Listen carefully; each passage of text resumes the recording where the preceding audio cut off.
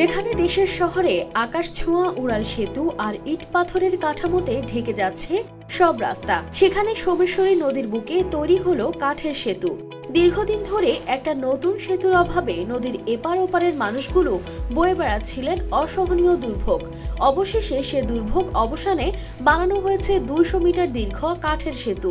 আগে হইলো আমরা নৌকার অপেক্ষা করতে হতো, এখন অপেক্ষা করতে হয় না। রোববার দুপুরে অনাড়ম্বর এক অনুষ্ঠানের মধ্য দিয়ে সেতুর দ্বার খুলে দেওয়া হয়। সেতুর উপর দিয়ে এখন রিক্সা, মোটরসাইকেল, এমনকি চলবে ছোট গাড়িও।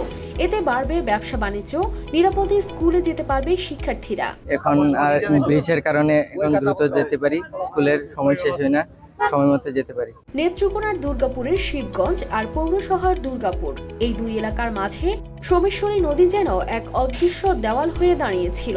দিনের পর দিন মানুষজন ঝুঁকি নিয়ে নৌকা পারাপার করছিলেন। বৃষ্টি বাদলে সেই দুর্ভোগ আরো বেড়ে যেত। স্কুল পড়ুয়া বাচ্চাদের জন্য নদী পেরোনো যেন একটা যুদ্ধ ছিল।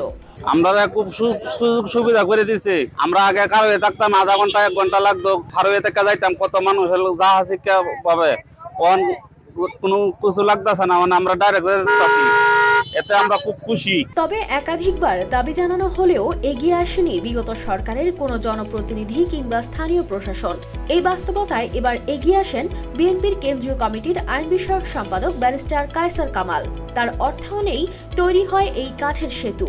এলাকাবাসীর মতে এটা কোনো ছোট কাজ নয়। রিক্সা, ভ্যান, মোটরসাইকেল সবকিছুই পারাপারের উপযোগী করে গড়া এই সেতু এক কথায় দুর্গাপুরের মানুষের জন্য এক নতুন আশার আলো। হাজার হাজার স্কুল কলেজের ছাত্রছাত্রী দুর্গাপুর ব্রিজে পড়ালেখা করে, সাধারণ মানুষ যাতায়াত করে। স্বাধীনতার পর থেকে আসলে আমরা ওই দুর্ভোগটা করে আসছি, আমাদের মুরব্বীরাও করে আসছে, এখন আমরা করছি। তো আমাদের আশা জননেতা ব্যারিস্টার কায়সার কামাল মহোদয় এমপি তথা মিনিস্টার হওয়ার পরে ওই ব্রিজটি আমাদের জন্য করে দিবেন। এটা নদীর পশ্চিম পাড়ের মানুষের স্বপ্ন। সেতু উদ্বোধন অনুষ্ঠানে উপস্থিত ছিলেন স্থানীয় নেতাকর্মীরা। তবে অনেকে বলছেন কাঠের সেতু আপাতত সমস্যার সমাধান করলেও ভবিষ্যতে আরো টেকসই একটি সেতুর প্রয়োজন। কিন্তু তারপরও এই সেতু যেন মানুষের হৃদয়ে এক নতুন অধ্যায়ের সূচনা করেছে।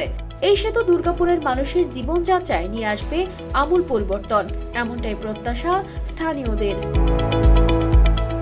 News desk, RTV।